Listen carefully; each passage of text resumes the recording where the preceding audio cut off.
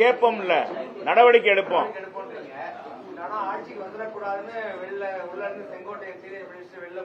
ஏங்க தனி மனிதர் போறதுல நீங்க இப்ப ஒரு ஆலமரம்னா ஆலமரத்துல எத்தனையோ இலைகள் இருக்கு.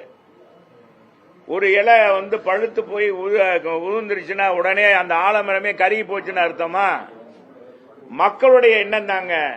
தமிழ்நாட்டில் இருக்கிற மக்கள் இன்றைக்கு இந்த ஆட்சி 4 ஆண்டு காலங்கள்ல என்னென்ன செஞ்சது, என்ன சொன்னாங்க, என்ன செஞ்சாங்க.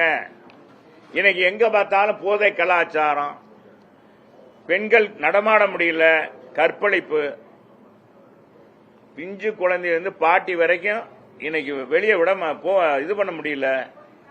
இன்னைக்கு சுதந்திரமாக ரவுடிகளுக்கெல்லாம் சுதந்திரம் கிடைச்சிருச்சு, விலைவாசையெல்லாம் விண்ணை முட்டிருச்சு.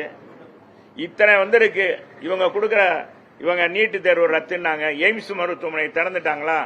நம்ம துணை முதலமைச்சர் எய்ம்ஸ் மருத்துவமனை வந்த உடனே திறந்தாங்களா? விமான நிலையத்தை நாங்க விரிவாக்கம் பண்ணுவோம் செஞ்சாங்களா? மதுரை மக்களுக்கு தமிழ்நாட்டை பொறுத்தளவுக்கு இவங்க எதுவுமே செய்யல. எனவே மக்கள் விழிப்போடு இருக்காங்க. ஆட்சி மாற்றம் தேவை. அப்ப யாருன்னு நினைப்பாங்க, ஆட்சிக்கு அடுத்து யார் வரணும்? 4 ஆண்டுகள் சிறப்பான ஆட்சி செய்த தமிழகம் அமைதியாகவும் வளமானதாகவும், கொரோனா காலத்தில் கூட மக்கள் கஷ்டப்படாத அளவுக்கு உதவிகள் புரிந்த ஆனால் எடப்பாடியார் தான் அடுத்த முதலமைச்சராக நினைப்பாங்களே ஒழிய, யார் வந்தாலும் மக்கள் மனசுல கடைசியில 2 பேர் தான். ஒன்னு இன்றைக்கு இருக்கிற முதலமைச்சரா, இன்றைக்கு முன்னால் இருக்கிற முதலமைச்சர் எடப்பாடியாரான்னு தான் பார்ப்பாங்க. மற்றவங்க எல்லாம் பார்க்கவே மாட்டாங்க. ஓட்டு போடுறதுக்கு முன்னால அரசு ஊழியர்களுக்கெல்லாம் ஒன்னும் கொடுக்கல, நிறைவேற்ற பழைய ஊழியர்.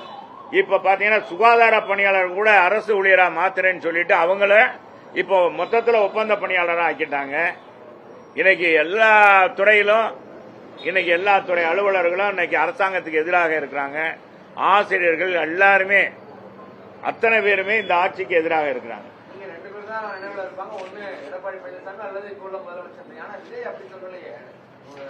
ஏங்க ஒருத்தர் சொல்ற, ஏங்க இது மாதிரி 1000 பேர் சொல்லியிருக்காங்க. நான் யாரையும் குறை நான் கேட்டதுக்காக சொல்றேன். நான் புதிதாக வர்றவங்க எல்லாரும் தன்னுடைய காக்காக்கும் தன் கொஞ்சு பொன் கொஞ்சு தாங்க சொல்லுவாங்க. எல்லாருமே சொல்லுவாங்க. எல்லாரும் என்ன சொல்லுவாங்க, நாங்க போய் 10ஓட 11 இருப்போம்னா சொல்லுவாங்க, நாங்க தான் அடுத்த ஆட்சிக்குன்னு வாங்க. ஏங்க எல்லாரும் தாங்க சொல்றாங்க. ஏங்க ஏங்க யாருங்க எனக்கு விழுதுன்னு நீங்க தான் சொல்ற?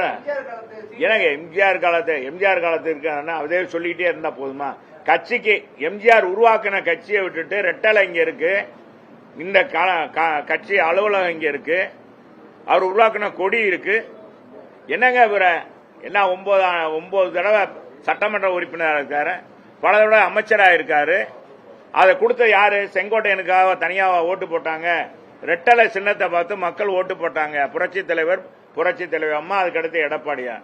இதே எடப்பாடியார் பார்த்து ஆகா ஓகோன்னு தானே இவர் புகழ்ந்தார்ல, நம்ம செங்கோட்டையனே புகழ்ந்தார்ல. இன்னைக்கு ஏதோ ஒரு கோபதாபத்தில் அவர் போறான்னா போலாமா? ஏங்க எனக்கு எந்த கட்சியும் வேணாயா, எந்த பதவியும் வேணாயா, எம்ஜிஆர் கட்சி உருவாக்கின கட்சியில் இருப்பா அப்படி சொல்றவன் தானே ரோசமானவன். அவன் தான் மனுஷன். அவன் தான் உண்மையான அதிமுக ரத்தம். அவன் தலை அவன்கிட்ட ஓடுதுன்னு அர்த்தம். சும்மா எல்லா பேரும் அதிமுக காரன் கிடையாது. எல்லாரும் நீங்க வாட்டுக்கு விழுது அது இதுன்னு நீங்க தான் பத்திரிகைக்காரங்க தான். இந்த ஊடகங்கள் தான் தூக்கி விடுறீங்க. இன்னைக்கு கூட ஒரு புள்ளி விவரத்தை போட்டு விட்டுங்க. இதெல்லாம் இங்க புள்ளி விவரங்கள்லாம் நிக்குமா? என்னங்க நீங்க நாட்டில் மக்கள் தாங்க எஜமான். மக்கள் என்ன நினைக்கிறாங்களோ அதுதான் நடக்கும். அது போடலாம், எல்லா போட்டது நல்லதுதான். அந்த மேலமடை பாலமும் இதே ஏவி பிரிட்ஜ் பாலம், நம்ம கோரிப்பாளையம் பாலமும் நாங்க தான் உருவாக்குனது. எங்க காலத்துல டிபிஆர் தயார் பண்ணப்பட்டது, எங்க காலத்துல நில ஆட்சியம் பண்ணப்பட்டது, எங்க காலத்துல எங்க அம்மா காலத்திலே நிதி ஒதுக்கப்பட்டது. அப்புறம் கூடுதல் ஆயிடுச்சு. எல்லாத்தையும் இந்த குடியிருப்பு அந்த அங்க இருக்கிற ஆக்கிரமிப்பு எல்லாம் அகற்றி அமைக்கிறதுக்கு கடைசி நேரத்தில் நார்த் கேட் கோபாலகிருஷ்ணன் தான் வழக்கு போட்டாரு. அந்த கோபாலகிருஷ்ணன் வழக்க முடிய போகும்போது தேர்தல் அறிவிப்பு வந்துருச்சு. காக்கா உட்கார பணம்பளம் விழுந்த கதையாக இவங்க இப்ப தொடங்கியிருக்காங்க. அது எவ்வளவு நாள் ஆச்சு? என்ன அது பேர் வச்சா நல்லதான். வேலுநாச்சியார் பேர் வச்சதுக்கு நாங்க வாழ்த்துறோம். அதை பத்தி இல்ல, எங்களுக்கு ரொம்ப சந்தோஷம் தான். சொல்லுங்க.